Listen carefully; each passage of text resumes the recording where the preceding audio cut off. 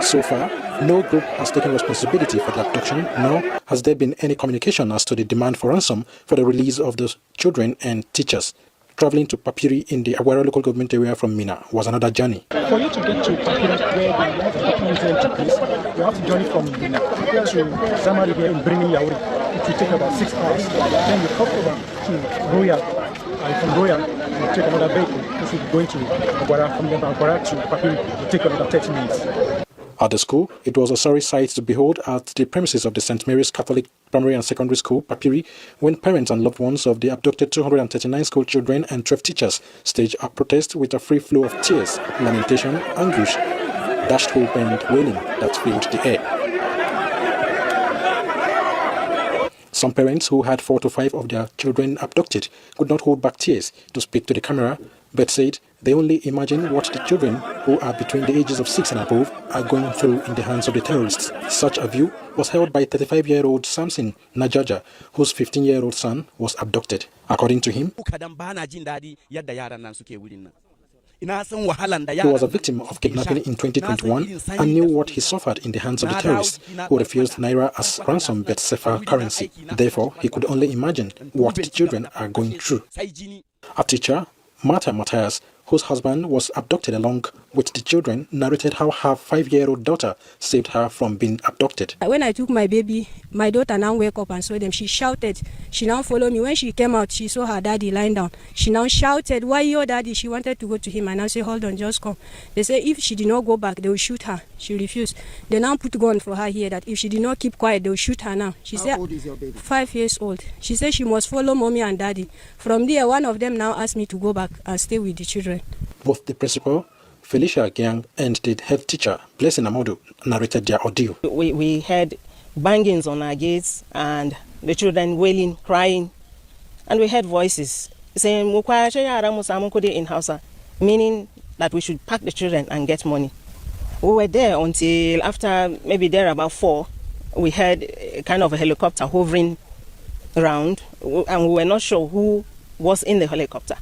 Like, we were afraid, probably they were even bandits, but we didn't know, so it hovered for some minutes. I'm not sure it was up to 30 minutes, no. Just hovered around, and at a certain point we didn't hear it again, so that was how it was. But then, the helicopter came after we heard them driving off. They drove off, we heard the sound of cars, but we couldn't tell how many cars were there, and bikes. And they sounded so many, overwhelming, that we couldn't tell about the numbers. I'm very sad that the children up to now, they are not yet back. All I'm pleading at this moment is for the government to please, and all those who are touched by this incident, to please look for ways of how to rescue these children back to us and our staff. That is all I'm pleading for at this moment. Nothing more than that. They should release them and bring them back to us. The Catholic Bishop of Kotangora Diocese and proprietor of the school, Most Reverend Bulus Yohana, expressed optimism about the safe rescue of the children and teachers, saying the school serves over 50 communities within and outside Aguara local government area. So I'm calling on the federal government and the state government to do whatever it takes to bring them back. Because many of the parents, in fact, we have already recorded 2 deaths, 1 man and 1 woman from different families who are affected by this incident that happened. So the more these students are away from their parents, the more the situation, especially the parents. It's a pity that many of them will can't contact them. We don't even know the real situation that they are.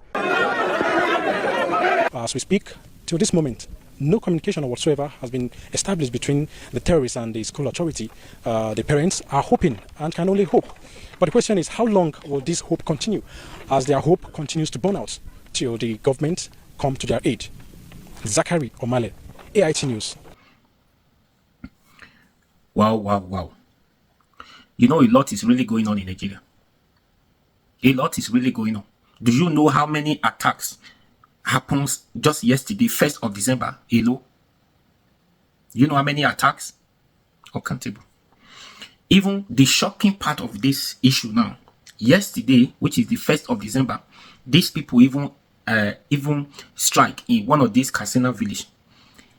To make matter worse, the hometown of the governor of Katsina State, which is Fintiri, has been attacked. And they even by one of the honorable there, one of the political figure who serve as one of the position has been by in front of his children. These people are serious. They mean business. They're serious. Something you would have thought the whole time of a governor would have been at least maximum security. Now they dare the governor. Do you understand? And now look at this video. You see what this woman said on this video, that when these people came operating, they used drone, they even rescue.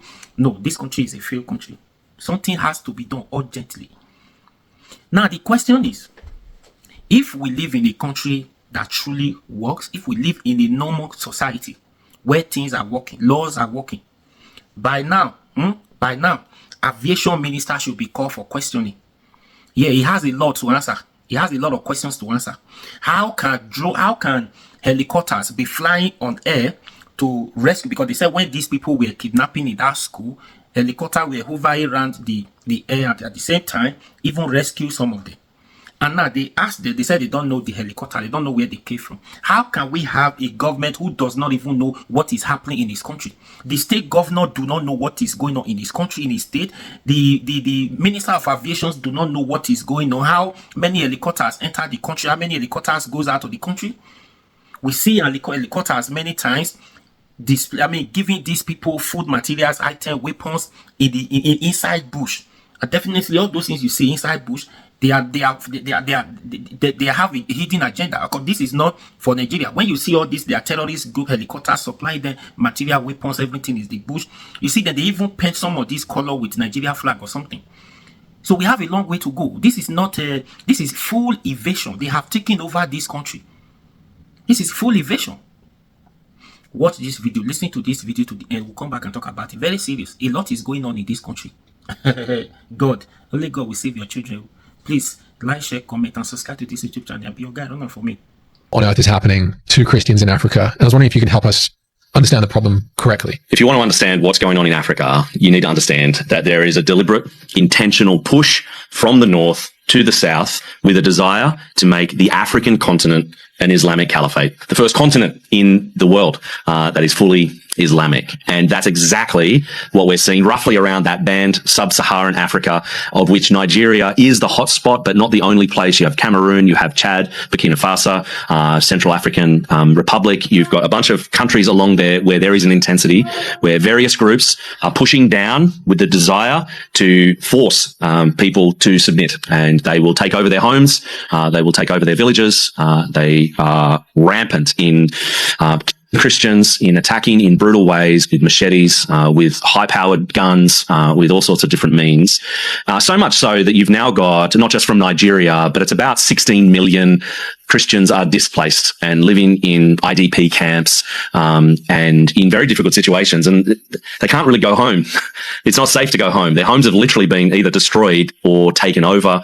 But the most dangerous organization in the north of Nigeria are the Fulani militants. They are responsible for 55% of Nigerians that have been killed between 2019 and 2023. But even just to take a step back, it's 42,000 Christians have been killed in between October 2011 and September 2024.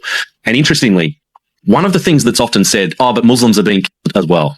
Well, Christians are being 6.5 times more, and it's the Muslims who are the Muslims anyway. It's not that the Christians are fighting back.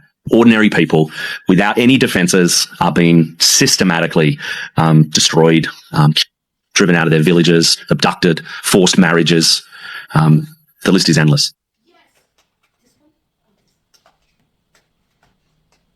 This radical Islamism, is there provisions for it in the Quran or in the Hadith? I mentioned the verses. Oh. Go and kill your neighbor. Oh. Go and kill infidel. Different verses in the Quran that mention almost 10 places in the Quran that Quran mention go and kill. In the Quran chapter 2 verse 119 say that slay the unbelievers wherever you find them. In the Quran chapter 5 verse 33 say men and crucify the infidel if they Christianize Islam. Quran chapter 8 verse 65 say unbelievers are stupid. Muslims are urged to fight them. Quran chapter 9 verse 123 where I read, make war on the infidel living in your neighborhood. In the Quran chapter 3 verse 28 say that Muslim must not take the infidel as friend. Wow. In the Quran chapter 8 verse 12 say, terrorize and behead those who believe in scripture other than Quran. In the Quran chapter 9 verse 5 say, when the opportunity arise, kill the infidels, wherever you find it. In the Quran chapter 22 verse 19 say, punish the unbeliever with garments of fire, hot iron rods, boiling water melts their skin and bellies. So different places, even in the Quran chapter 3 verse 85 say that any religion other than Islam is not accepted. In the Quran chapter 8 verse 60 say, Muslim must muster all weapons to terrorize the infidel. In the Quran chapter 9 verse 30 say, the Jews and the Christian are furthest fight them. In the Quran chapter 47 verse 4 say, do not seek peace with the infidel. Be hit them when you catch them. This is Quran. This is not even hadith. This is not hadith. This is Quran. When you go to the hadith, say that even when you are walking around, a Christian or Jew is come close, don't give him away. Just push him and go. This is what hadith say.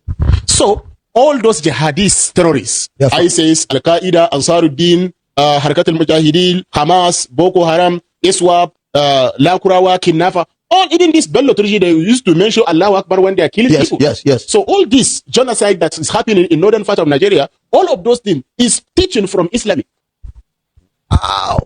Is the problem that affects Niger, is the problem that affects Burkina Faso, Mali, all West African countries. So we are not in peace. When you go to Southern Africa, you will see peace there.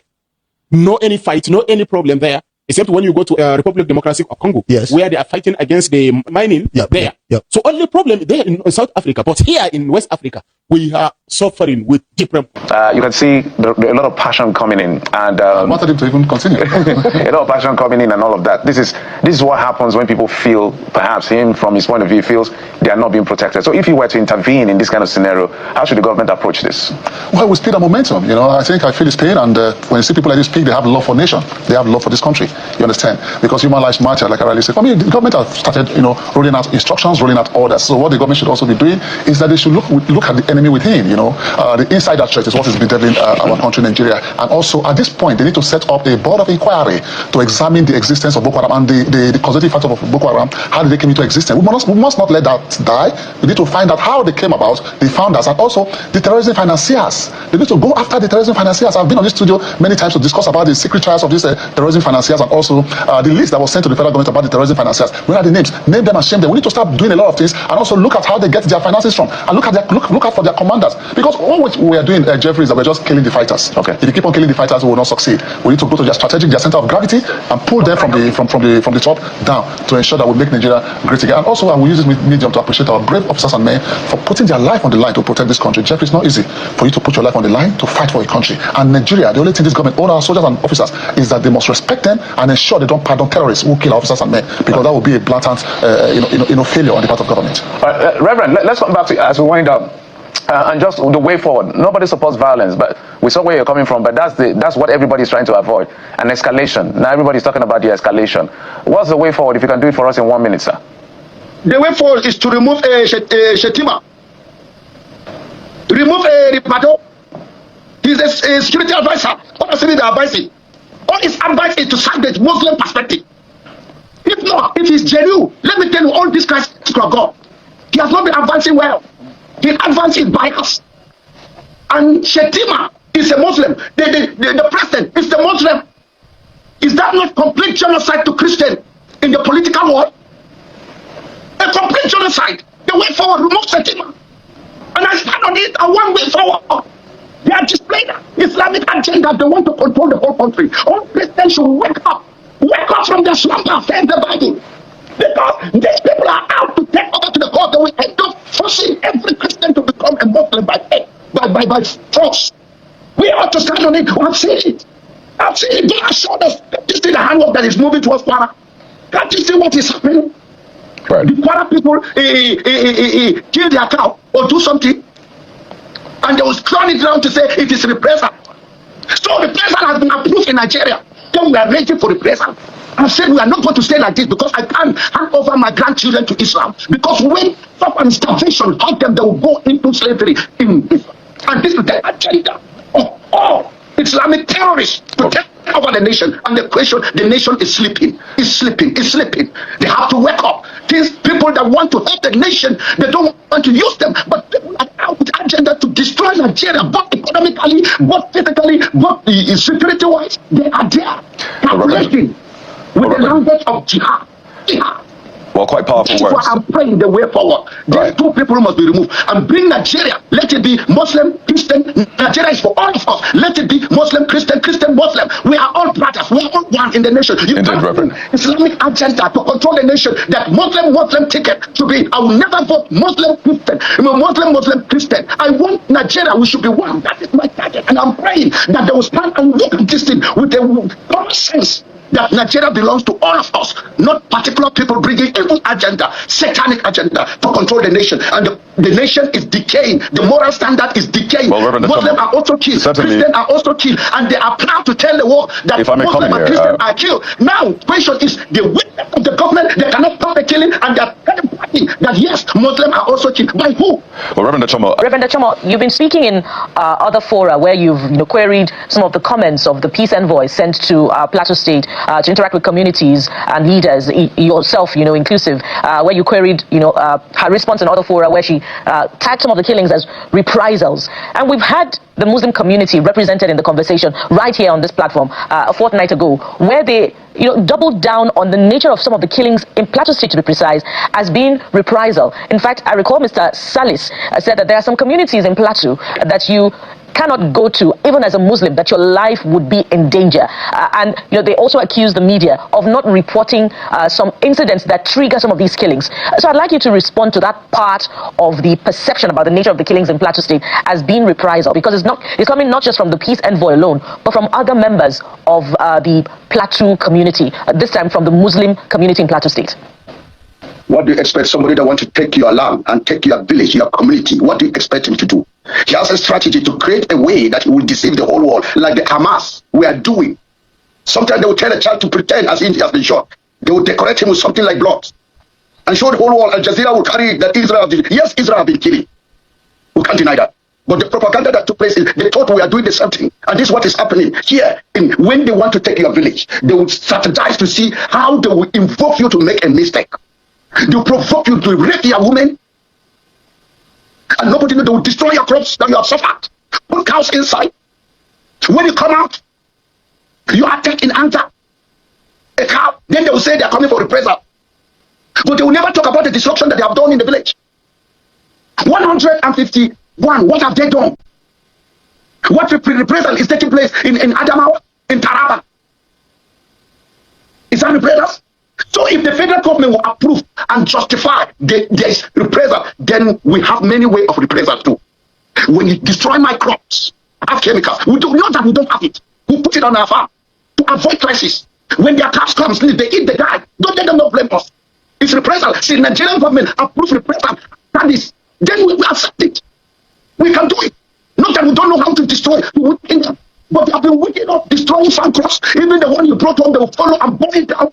Economically, they subject us to become slaves, and they are still building that is reprisal. Okay. I have asked the whole youth to stand for self-defense. Since this is the language that they are presenting to the whole nation that is reprisal, what have the people of... I gave this to one minister. I gave her for the reason of the genocide that they did in Gemburu.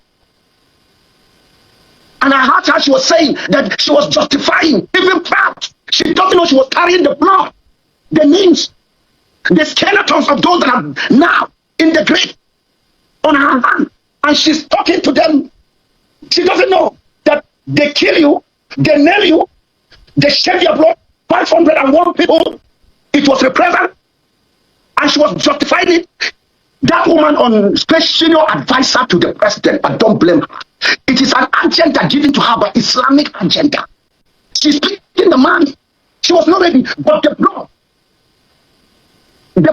of the people, boom. She was saying they were killed because of reprisal. Did she know they carried the cost to Gemburu? Killing our woman before the incidents of the village were tired. They didn't see peace with those that are saying harboring criminals in the house, targeting the Christians, humiliating them. And because of that, they become angry. They didn't say they killed them. They said move out of the village. They went and organized to come down and eliminate everybody in the village so that they will block the land.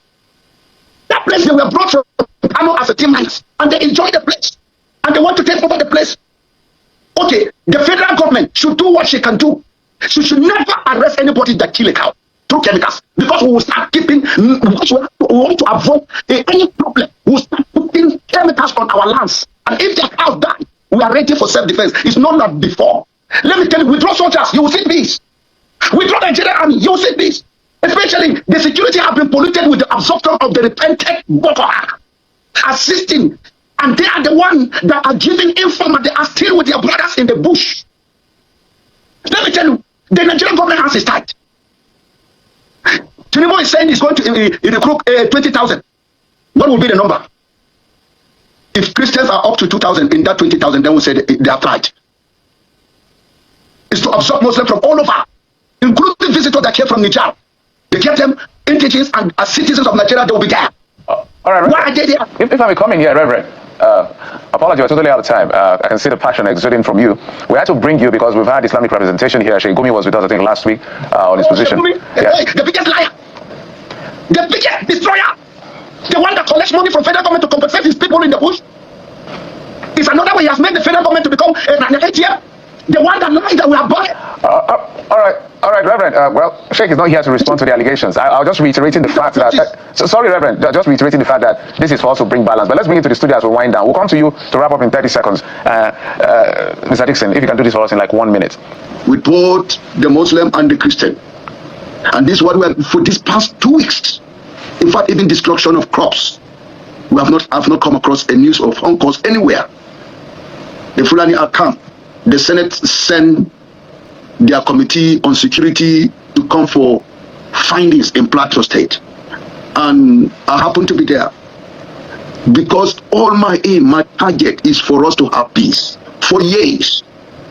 And it has reached a stage that I have to kneel down before my fellow Fulani Ados, Miyati Allah, and beg them, because they are the one to give us peace.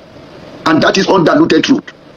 We have always given them the truth, the peace that they needed. We have given them for years, and they know. I beg them on my knees, please. You know our side, we have been supplying peace to you. But on your side, you are supplying crisis to us. Why? What is the reason? And they have to raise me up by officials. I say thank you. Because my primary goal is to see that the country is living in peace, nothing but peace. And that's the situation that we are in right now. We have been crying for years. For years. Nobody listened to us. Even when the issue of Jeburuk, formerly known Togonawa, they changed the name. They came with an agenda. The Islamic movement came with an agenda. So they would change the name of the original place and place their own name. Our forefathers were in it, were full of love, thinking that let's live together, not knowing that these people have a target for land grabbing. They have a target to invade and take over the state, to take over the Middle Belt. That is the target. Our forefathers didn't know until late 2000. These things started manifesting themselves, burning villages, striking villages. Before they come to your village, they would look for a way that they will present the matter as since is reprisal. We didn't know. They will destroy your crops. That is the beginning. We have been living together. We give them farms, irrigation farms to do in love. We assist them in working on their farm, and they make their money to go back to their village, to their areas in the far north. Then when it is the dry season, they will resurface and come. We welcome them. But what then? This is what happened at the end of the day. Planning. When we say stop it, they will be angry. They will say we are interfering in their right of living. And we don't know that there was a great agenda that was moving on to take over our village, because they look at us in a dialect that we are Arnas. Even you are a Christian, you are Kafri, you are Arna. And this world has been moving. We bear it, with it. We still show them love, but they didn't understand. You can see, because of the issue of farm issue. Right. When they will follow you to your farm and they will kill us, we will bear with it until it reaches a stage we say, no, this thing is getting too much. Since you are not ready to stay with us, please go back. Go to your state. Leave your place, because you are coming here, you are turning your character into aggressive, into claiming of life. into claiming of land, in which, let me tell you, over 161 villages, community were displaced in Plateau State alone. Well, today they cannot go back to that village, and the neighboring village that they are living on, you will see they have been living their dwelling place where our forefathers gave it to them, but they will organize themselves and invite their fellow brothers from the far north to come and assist them in doing jihad on the Christian. And there are areas, there's a place even in Manga, that place, that place they were evil themselves. They turned our church building into mosque. The Manga area. That is the place where they attacked our people. Senator Danton was killed at the burial ground, which the most people alive. They killed whom they can kill. They slaughtered who they can slaughter.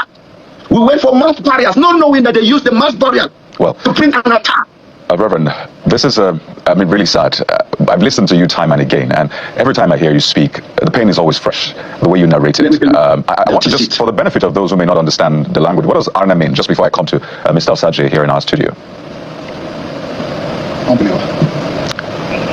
Okay, we'll try to fix the connection, but let me come to Mr. Osaje. You speak the languages, or you have an understanding. Listening to Reverend Dechaman, I'm sure you've listened to him time and again. He said first, for the past 2 weeks, there have been no attacks in his region, but he's also chronicled how this has developed into what it is today. He says they seem to be out of the woods for now, but we know that North Central is not entirely out of the woods. Kwara, Kogi, and now Northwest states, Kano, Sokoto. From what he has said, can you see the pattern of these attacks? Of course, yes. And first of all, I want to use this medium to really appreciate the Reverend for really coming out to speak and speak the bitter truths, because it marvels me when people come on air and say there's no Christian genocide in Nigeria. That's a big fat lie. Sometimes we fail to understand that human lives matters. If it doesn't touch home, you will not want to deny the fact that we have experienced Christian genocide in Nigeria. I agree with some Muslims are also being killed, but I tell you that the Christian has been so patient in this country, and I'm happy about that, because we believe in peace, and also we don't believe in attack me, attack you, because if it has to be so, Nigeria would have been history.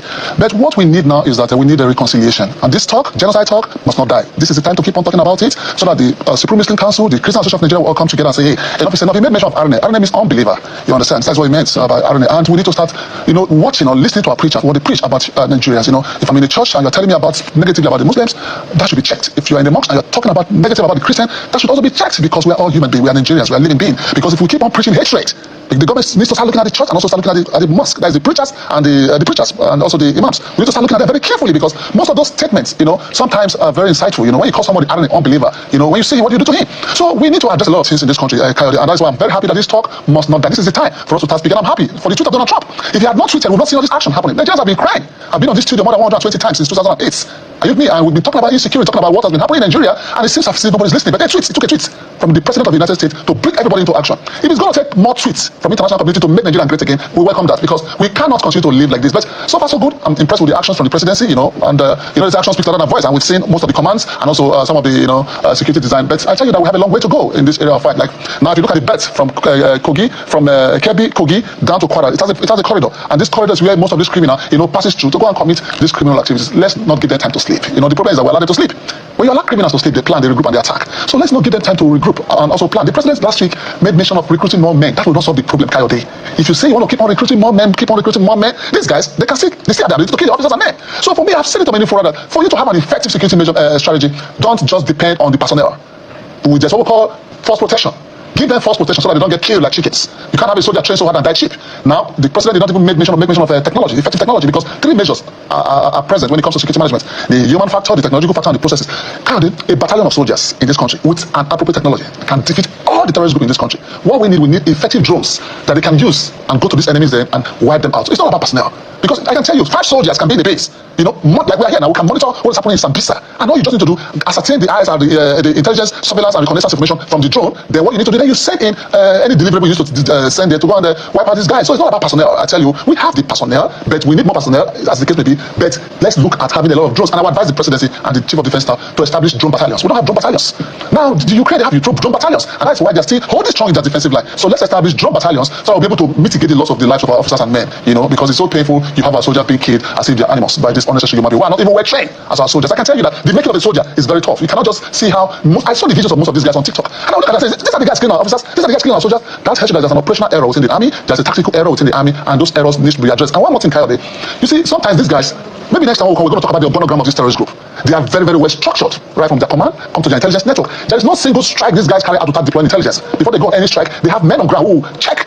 If the security personnel are present, who will check what is happening within the environment, and they will communicate. Because it's clear, come and clear it. That's what we call counter-surveillance. So we need to start having an effective counter-surveillance team that will counter the surveillance of these guys. That's what we call hostile surveillance. So we need a lot of things to do. The army to establish drone battalions so that we'll be able to, fight these guys and bring them to book. The Nigerian army has the capability. I tell you, they have the capability, but they need to work on their operational strategy. Don't leave a soldier for so long in the battlefield. This error, they keep on making this error. You leave a soldier for 4 years in the battlefield. My younger brother spent 4 years in the northeast. He was shot in 2014. He went back after recovery and he spent an additional 3 years. 4 years. How will you leave a soldier in the battlefield for 4 years? That is a tactical. That's an operational error. In fact, it's an intentional operational error. No commander should do that, because when attacks come from this enemy, from this terrorists, what the army do is that they begin to run away. They begin to withdraw. Why? Because if you don't know when you are going back home to reunite with your wife and children, I tell you, your fighting spirit will depreciate, because every battle begins from the mind. So every soldier must know when they are going to the battlefield, and they must know when they are coming back home. That is going to motivate them and give them more morale to fight this enemy of the state and wipe them out. Well, so much to unpack from some of the things that you have said. You talked about being happy with the measures, and you've also, pointed out some of the other things that need to be done. I would like to follow up on some things, but let's bring in Reverend Dachomo again. There has been so many reports of incident of this Boko Haram, terrorist banditry. Since this month alone, this month of November, we lost counting of how many attacks, not how many people died on these attacks, because that one is even uncountable. Counting of attacks before you count the victims. Buses have been kidnapped on the way traveling. Passengers have been kidnapped. Now to travel, if you travel from here, now you just leave. If you live in Lagos, you just leave Lagos from past Ogun State, go. Or if you go towards Ibadan, you need to speak in tongues to travel and to return back. And now people do not travel again. See, this Christmas, if you see the trend already, I just want to use this video to beg all of you, beg a lot of us here, please, if anywhere you live, if you have no reasonable thing, have no reasonable reasons to travel, if your reasons is not genuine and not to travel, please don't leave your city, don't leave your state, please. The country is boiling. This is full evasion. Kogi is not safe. Kaduna is not safe. Katsina is not safe. Plateau State is not safe. Kwara State is not safe. Edo State, that one too is going on. Where? Come on now. This is full evasion. And see, if you live in abroad, if you're listening to me, you live in abroad, please be careful. This is December. Naturally, it's always serious in December. There's a lot of problem. You expect this to happen in December, but now it started too early, and it's going to be more serious in this month before Christmas. It's going to be serious. So if you must travel from abroad, come here in Nigeria, please. No reasons why you are coming. It's genuine reason. It's something that you must be there. If it does not, if it's not 100% reason, maybe no, please stay back. It's not safe for you. And moreover, to make matter worse, there are no police. The police has been withdrawn for VIP. So you see, the serious problem. So if you come, you say you want to travel from those villages here and there, it is not civil. Even if you landed in Lagos or Abuja airport, you want to go to the south, go to the east, you want to use flight. Then when you get to your village, depends. That small journey you still want to do before you get to your house alone, it's still risky. As it is now, it's still risky. Do you understand? So I don't know what is going on. Serious, a lot is going on. Please be careful. This Christmas alone. No, now. All those Kaduna, all those not Aziz, just avoid them for now. Let people living in those areas. Nobody, I'm not saying anybody, just that they are there, they understand the terrain already. That's what I'm saying. Nobody deserves to die. Do you understand? So if you want to travel from south to those, please be careful. If the journey is not important, please stay back. That's what I'm saying. And the government needs to wake up. Nobody deserves to die. We're tired of Christian and Muslim. No. We are all citizens of this country. We have rights to live, not to die. Until when the time comes. Do you understand? Because the way the issue is going now, they are winning over the federal government. That is even my worry. They are winning. For you to know they are winning, government started shutting down schools, closed down schools because of bandits, because of terrorists. closing down schools. Then those schools, villages, you close down schools. Children students are at home. They not go. Then the bandits, they are coming out from inside bush. They are coming out. They are pursuing you. Before you know, those schools will be closed down forever. They say inside town. Then they will be coming. They will be coming. After all, these people do not even believe in Western education. Do you understand? And now, we are not even talking about today. This issue now, if the government fails to do something now, is only going to get worse. That's what I'm saying. It's only going to get worse. And it's going worse day by day. It's getting worse. Anyways. May God help us. What do you think? Please share this video. You listen to Dachumo, everything he said, and the other, this is a security expert. We have a long way to go. In fact, I don't know. God, they just keep your children till we are able to have a solutions to this problem. Otherwise, now till 2027, oh, you are going to see. All this one we are saying now, they are still testing ground. This is just like testing microphones to see if government is ready for them. If government is ready for them, the more they strike, government is not ready. Until today, nobody has been arrested. No action has been taken. Nobody has been arrested. Not even sponsors, not even the bandits themselves. It's getting serious. Please share this video, like, share, comment, and subscribe to this YouTube channel. And be your guide. Run for me.